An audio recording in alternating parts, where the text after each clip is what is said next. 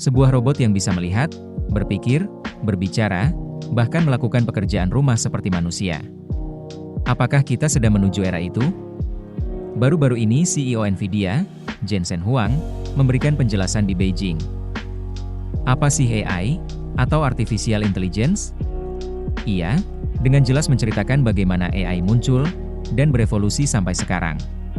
Pada dasarnya ada 4 tahapan atau fase, katanya, yaitu persepsi, generatif, reasoning, dan robotik. In the first generation of AI, the technology, wave 1 was perception, and wave 2 was generative AI. Now we're in reasoning AI. Reasoning is like thinking. You're reasoning, you know. Maybe you encounter a problem or a situation you have never encountered before, and you've never read about it before, never saw it before. And so now you have to break it down. Reason about this situation. Is it safe? Is it a threat? Is it an opportunity? You have to reason about it. What should I do? Should I do something? Should I do nothing? Should I run away?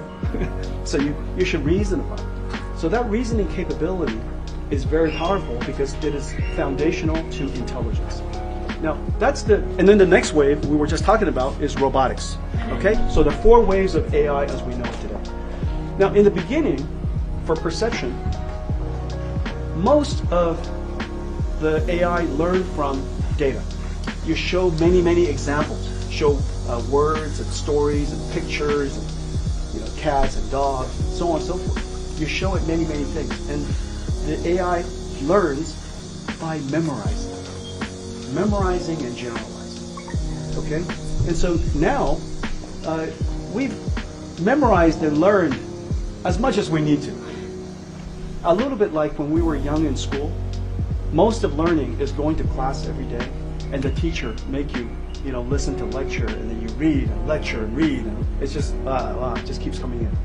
But since we graduated from school, most of the learning is not reading and lecture. Most of the learning is reasoning, is thinking. So now, this is the era of AI that learns by reasoning and thinking. And it's just compute. It's a computer just thinking by itself. Practicing. It's like going home, doing math problems, many different ways. Practicing. And by practicing and thinking and learning, imagining many scenarios, you are learning to be smart. And so this is called post-training. The old way is called pre-training. This is called post-training. And post-training is tons of compute. Very little data, lots of compute.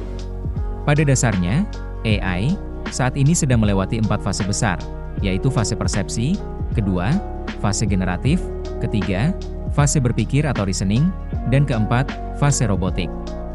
Mari kita bahas satu persatu, dengan bahasa yang paling sederhana, yang bisa dimengerti semua orang. Ini dimulai sekitar tahun 2012. Pada fase ini, AI diajari cara melihat gambar, mendengar suara, dan membaca tulisan. Contohnya, ketika Google Foto bisa mengenali wajah kita. Atau saat Siri bisa mendengar, "Hey Siri, mainkan lagu favoritku." Aplikasi kamera yang bisa mengenali senyuman, dan otomatis memotret. Di fase ini, AI belum pintar membuat keputusan. Ia hanya belajar mengenali dunia di sekitarnya. Ini adalah era ChatGPT atau Midjourney, di mana AI dapat membuat gambar dari teks. AI sekarang bisa membuat sesuatu yang baru, misalnya menulis cerita, menggambar ilustrasi atau membuat musik. Bahkan menciptakan gambar atau video dari teks, seperti seniman digital. Di sini, AI sudah bisa menghasilkan karya, meski ia tidak punya perasaan atau pengalaman hidup. Inilah fase yang sedang kita alami sekarang. AI tak hanya bisa membuat, tapi juga mulai berpikir secara logis dan menyusun rencana. Contohnya, AI bisa bantu kita memecahkan soal matematika. Bisa membantu dokter mencari kemungkinan diagnosis. Atau, merancang coding secara mandiri. Tapi, meskipun terlihat pintar, AI masih sering salah dalam hal-hal sederhana. Inilah masa depan. AI tidak hanya cerdas, tapi juga punya tubuh, seperti robot di film.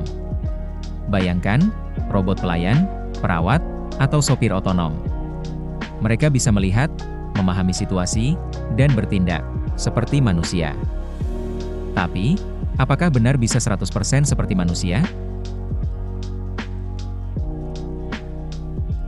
AGI berarti kecerdasan buatan yang benar-benar seperti manusia. Bisa memahami, berpikir, berperasaan, dan beradaptasi dalam situasi apapun. Banyak orang percaya kita menuju ke sana. Tapi kenyataannya, tidak sesederhana itu.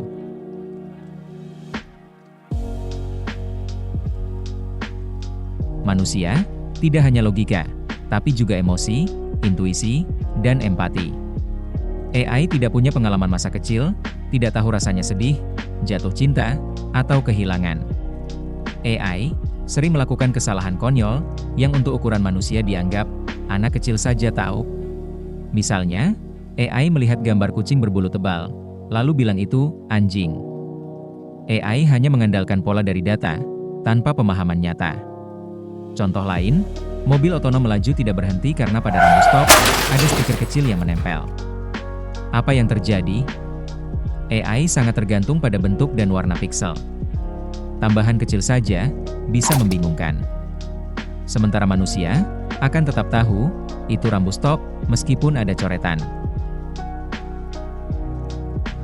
Tidak dipungkiri, kita sudah sangat jauh dari pengenalan wajah ke gambar buatan AI, lalu ke percakapan yang masuk akal. Tapi, membuat robot seperti manusia seutuhnya itu masih tantangan besar. AI bisa menjadi asisten, penulis, bahkan teman bicara. Tapi menggantikan akal sehat, emosi, dan naluri manusia? Itu masih jadi pertanyaan besar. Bagaimana menurut Anda? Apakah AGI atau membuat robot persis manusia akan bermanfaat untuk umat manusia? Silahkan share komen Anda di bawah ini. Jika Anda menyukai konten seperti ini, bantu kami klik like, share video ini dengan yang lain, dan klik tombol subscribe. Terima kasih telah menonton channel kami.